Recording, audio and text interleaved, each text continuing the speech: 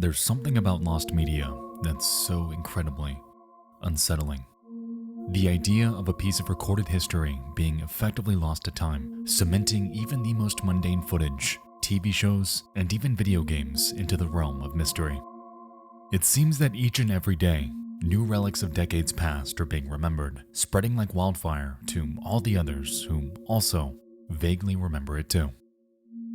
A year ago, I brought you through 5 of the darkest pieces of lost media that I could find. However, it was but a drop in the ocean of what's actually out there.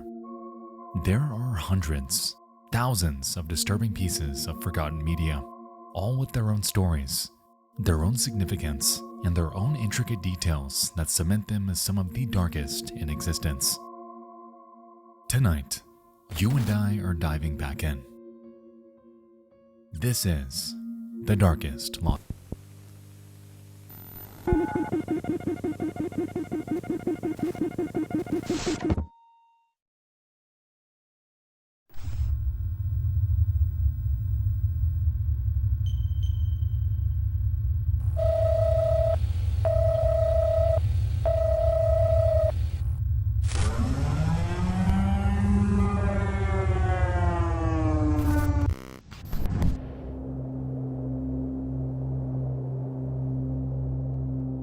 It's the 31st of May 2013, and the town of El Reno, Oklahoma is silent. It's a Friday like any other, except for a small problem.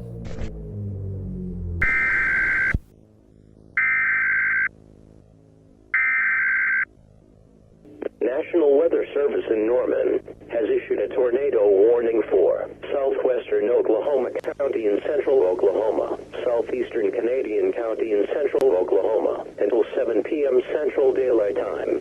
At 6:23 p.m. Central Daylight Time, National Weather Service. As the early evening approaches, alerts ring in about a potential multiple vortex tornado that may touch down in the area. It's something meteorologists haven't seen before. It's unprecedented. It's different.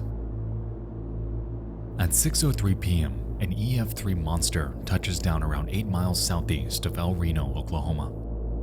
Rapidly, it swells in size, becoming more violent by the minute. It mostly remains over open fields, a good thing for the neighboring towns and cities. However, for those with a passion for chasing supercells like this, the outcome was far more disastrous.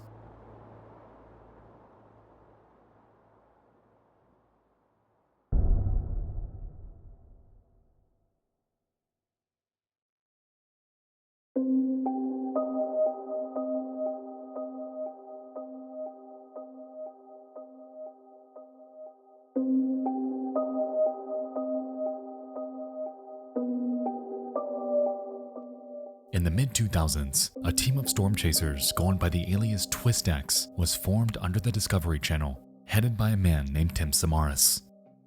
It involved a group of 10 scientists with the goal of chasing and documenting the dynamics of various superstorms, utilizing numerous vehicles outfitted with weather probes. If you're a fan of the show Storm Chasers, then you've likely seen them in action, as they were heavily involved in seasons 3 through 5 around the turn of the decade. On the night of the El Reno tornado, Tim Samaras, along with 2 other members, a videographer named Paul Samaras and a meteorologist named Carl Young, were dispatched in one of the crew's Chevrolet Cobalts with the goal of deploying a weather drone in hopes of capturing atmospheric and seismic data. Ironically, being considered one of the safest storm chasers in the industry, Samaras was up for the task. And so, he and his crew decided to pursue the El Reno tornado, unaware of just how volatile it would soon become. I'm gonna keep going. Clouds mesmerized.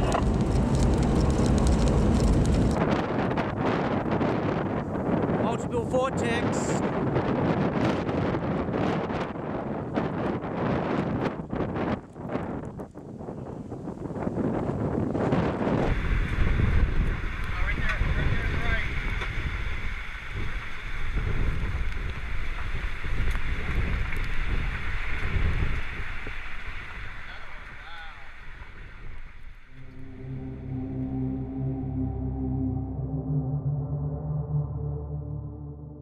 the minutes pass, the vortex rapidly changes direction.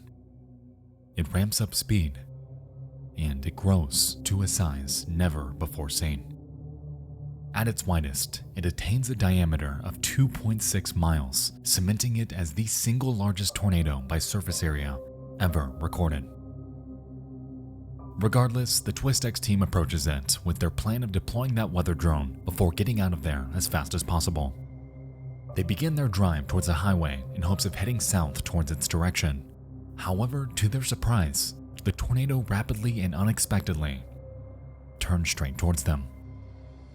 In the following minutes, they do everything they can to turn around, to get away from this beast of nature.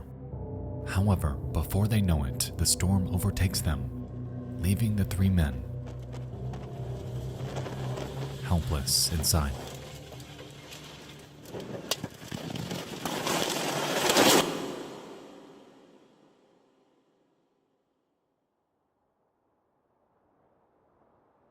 As the car is picked up, Carl and Paul are ejected from the vehicle, while Tim remains trapped inside. And with nowhere to turn during this entire ordeal, all three of them tragically lose their lives.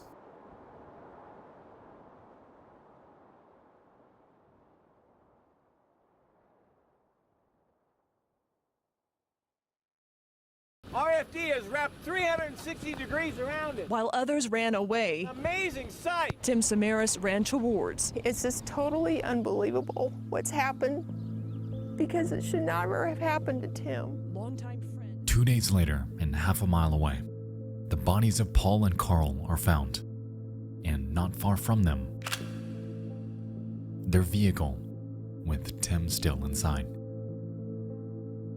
After a search, authorities find their belongings spread throughout a nearby creek bed, one of which being a camera belonging to Carl.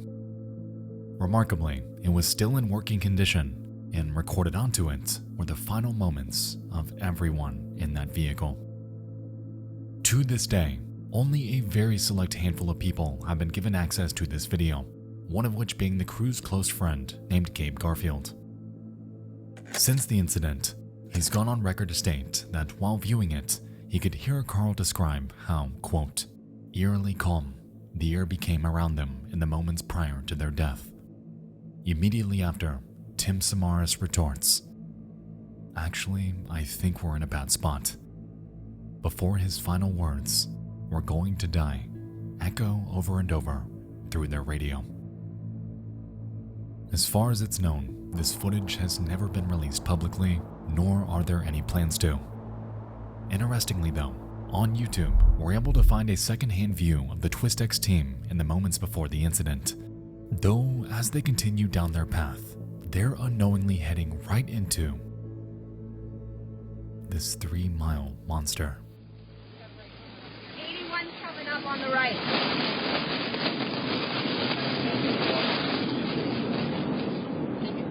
Take a right. Yeah. Right on 81.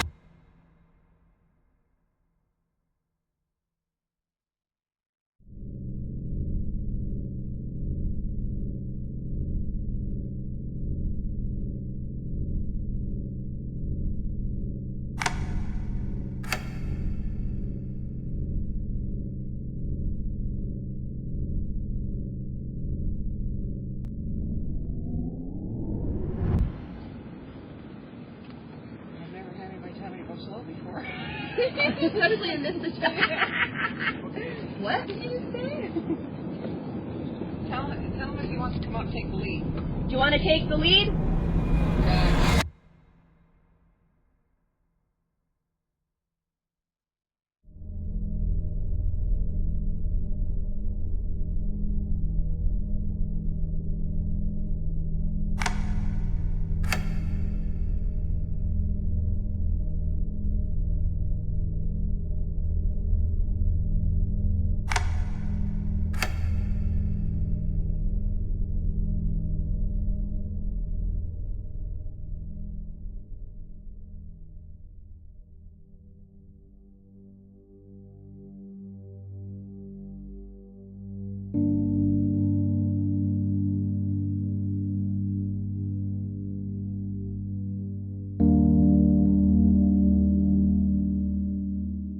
this day, this snippet is some of the last remaining public footage of their team, and carries a haunting legacy of just how dangerous the profession of storm chasing can really be.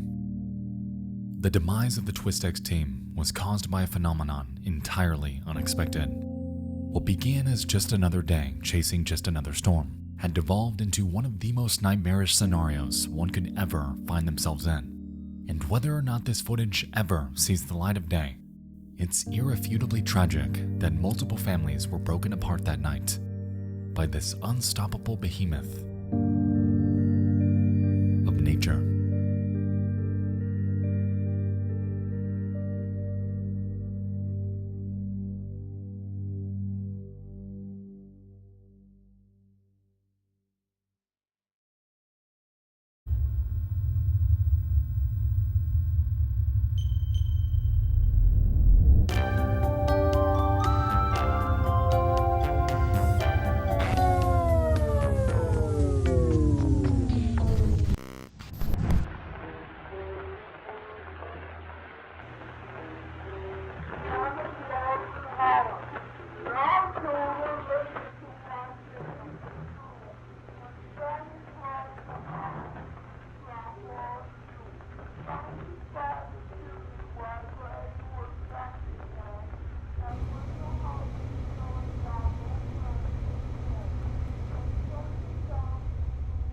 On the evening of March 9th, 2001, in the small village of Rottenburg, Germany, a man lies deceased in a bathtub.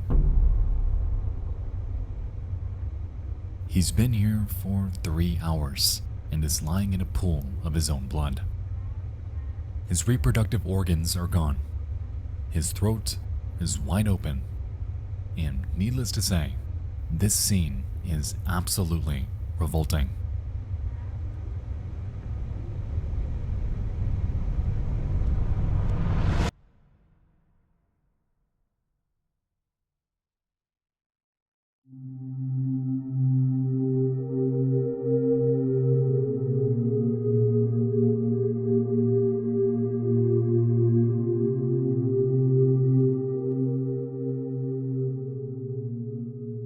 Appealing to some of the most depraved types of people out there were a myriad of websites centering on very specific fetishes and interests, and the one that rose to mainstream prominence during the early 2000s was named none other than Cannibal Cafe. It appealed to, well, cannibals, those who legitimately desired to consume other human beings. And what festered here was a cesspool of pedophilia and vorophilia that went unchecked for years.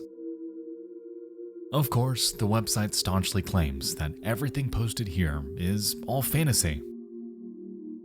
But is it really? In early 2001, a man going by nothing more than Frankie makes numerous posts to the Cannibal Cafe. He's searching for what he calls a young slaughter boy, and has a peculiar request.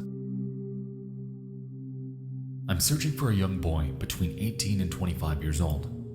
If you have a normal body, I'll butcher you and eat your flesh.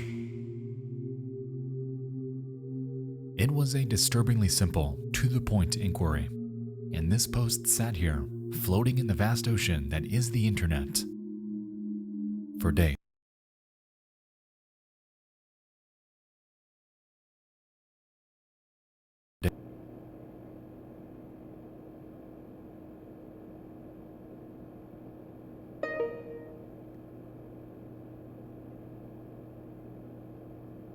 As Frankie's post garnered slivers of attention, willing volunteers trickled in. When it really came down to it, though, all of them ended up backing out. But there was one that didn't. A computer engineer named Bernd Brandis expresses to Frankie that he has a very specific fetish, and isn't for consuming others, but for the exact opposite. He wants to be consumed, and he wants Frankie to be the one to do it to him. Over the next few days, the two exchange contact information by email, and it's here where Brandis learns that the name Frankie is nothing but an alias. This man's real name is Armin Meiwes, and he's ready to meet as soon as possible.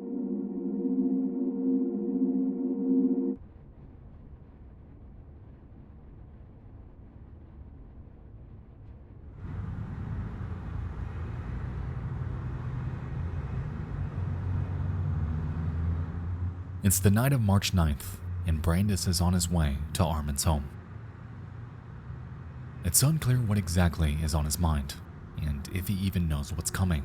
However, after arriving at his residence, Brandis opens with an interesting request.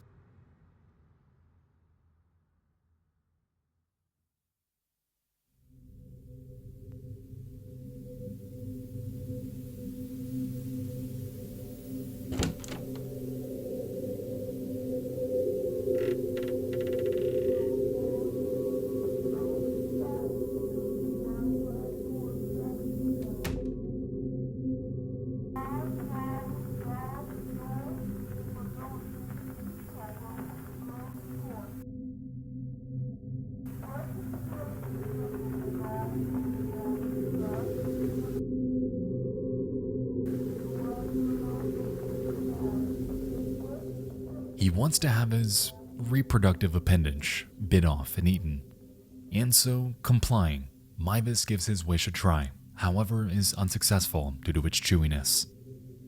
Resultingly, he cuts it off and throws it in a frying pan with various marinades and seasonings. However, after all of his effort, ends up burning it to the point where it's entirely inedible.